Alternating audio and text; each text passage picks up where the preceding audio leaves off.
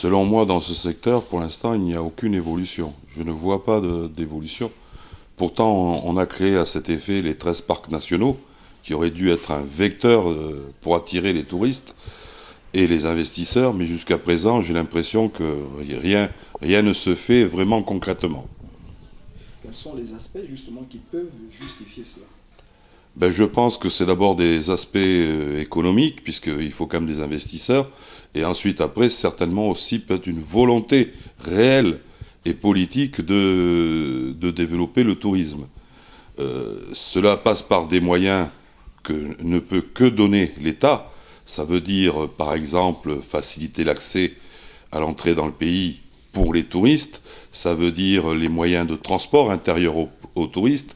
Ça veut dire un coût de vie sur place peu élevé. Et tout ça, malheureusement, pour l'instant, n'est pas requis.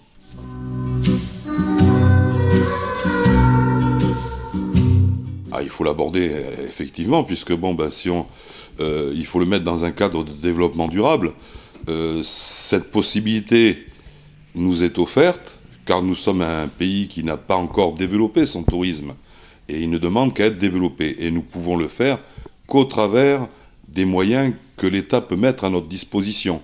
Ça veut dire des lois, des moyens financiers, des aides, peut-être créer des écoles pour former des gens aussi à ça, parce qu'il faut avoir du personnel, et après avoir une réelle politique de développement du tourisme. Or d'abord, quel est le tourisme que l'on souhaite développer? Est-ce que c'est un tourisme de masse, un tourisme de luxe ou un écotourisme? Il y a le choix. Moi, je pense personnellement que la seule bonne solution serait l'écotourisme.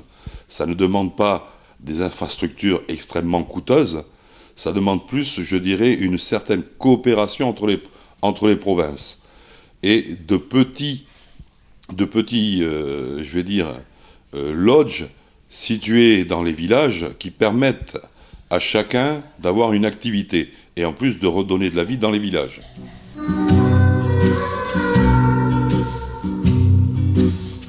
Ben ici, sur Port-Gentil, vu les menaces diverses et variées que l'on crée sur l'environnement font que les possibilités de développement d'un tourisme est très difficile. Il faut s'extérioriser à Port-Gentil.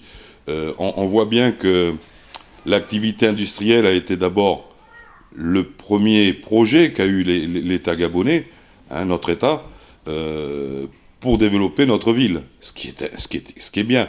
Mais on aurait dû penser que les infrastructures que nous installions allaient peut-être occuper des zones qui auraient pu être offertes pour le tourisme. Prenons le cas de Sogara, qui aurait pu être un superbe cadre pour créer justement du tourisme dans cet endroit-là. Et malheureusement, bon, ben, défiguré par la raffinerie, par les villas diverses et variées que l'on trouve sur place. Et ça, malheureusement, c'est pas un vecteur, c'est pas un facteur qui va attirer les touristes.